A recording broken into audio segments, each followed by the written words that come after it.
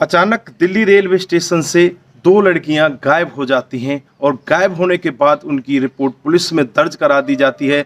लेकिन 6 महीने तक ना तो पुलिस उनको ढूंढ पाती है और ना ही घर वाले उनको ढूंढ पाते हैं।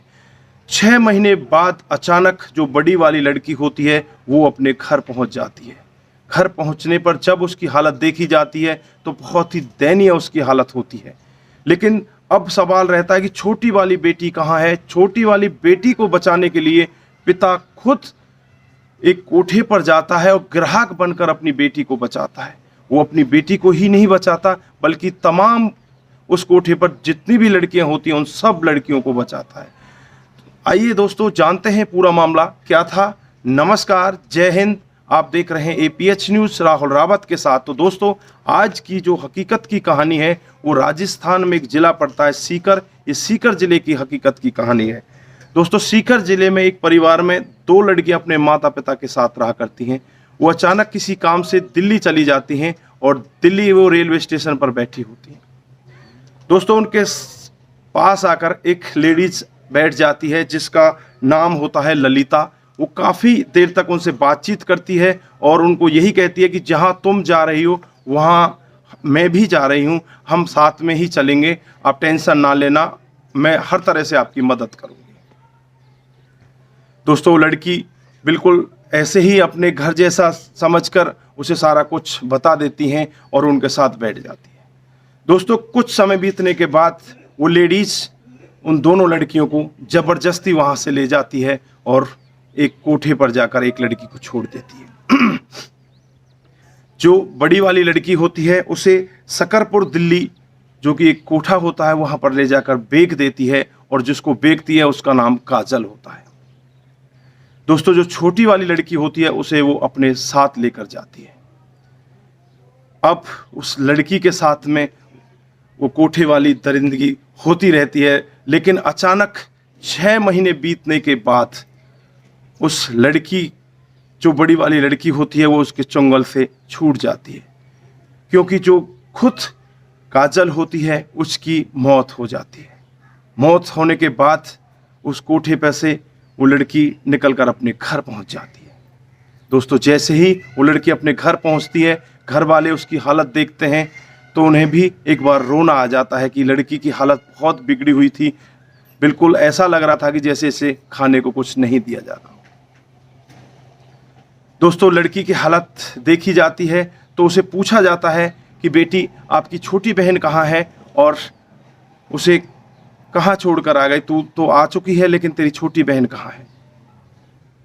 जब वो बताती है कहती है कि मेरी छोटी बहन जो हमें यहाँ से बहका कर ले गई थी उसका नाम ललिता है और वो ललिता के साथ ही गई है, लेकिन मैं तो वो अपनी अब बीती बताती है उस कोठे पर थी और उससे इस तरह से वहाँ से बच कर आई हूँ।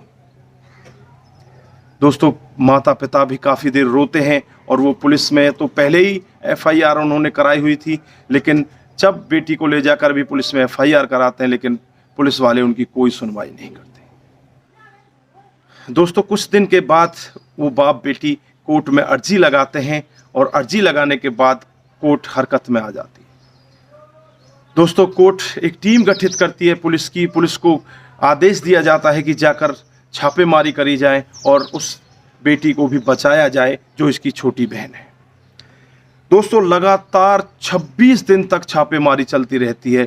जगह जगह कोर्टों पर छापेमारी की जाती है।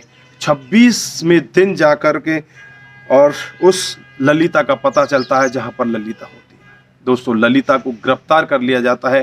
गिरफ्तार करने के बाद जब उसे पूछा जाता है कि इसकी छोटी बहन जो इसकी लड़की थी जो उसको तुमने कहाँ बेचा है,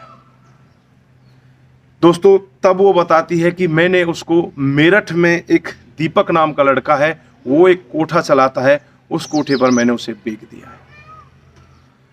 अब दोस्तों किसी को नहीं पता वो दीपक कहाँ है और कौन सा उसका कोठा है और कैसे जाकर पता चले।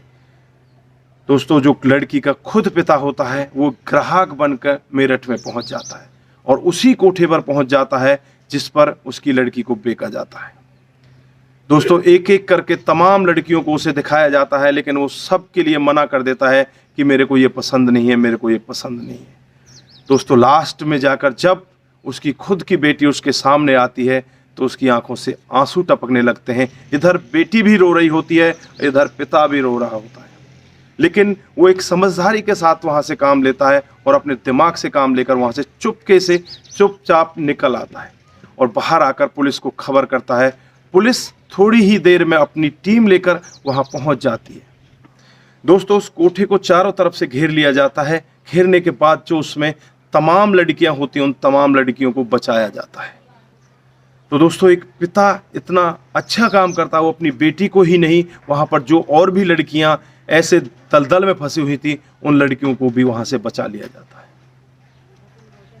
तो दोस्तों, 1.5 साल के बाद पिता और बेटी जब मिलते हैं तो दोनों एक दूसरे को देखकर जोर जोर से फूट फूट कर रोने लगते हैं और कहने लगते हैं वो आपस में कि बेटी रो मत, ये तो हमारे खुशी के आंसू हैं कि 1.5 साल बाद तुम मुझे मिली हो। और वो पिता यही कहते हैं कि मैं यहाँ पर प्रशासन का भी और माननीय कोर्ट का भी धन्यवाद करना चाहता हूँ, जिसने हमारी इतनी बड़ी मदद की और जिस वजह से बेटी मैं आज तेरे से मिल पाया हूँ।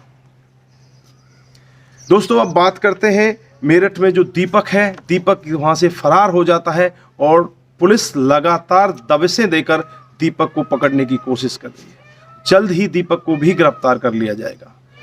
तो दोस्तों, यहाँ पर आप लोगों ने देखा 2 बेटियों को एक लेडीज कैसे बहका कर ले जाती है और 6 महीने तक बड़ी वाली बेटी को कैद करके रखती है और दूसरी बेटी तो 1.5 साल में जाकर मिलती है। तो दोस्तों, इस कहानी को सुनाने का हमारा उद्देश्य किसी को बरगलाना, किसी को बहकाना नहीं है। हमारा उद्देश्य यही है कि किसी के भी बहकावे में ना आए।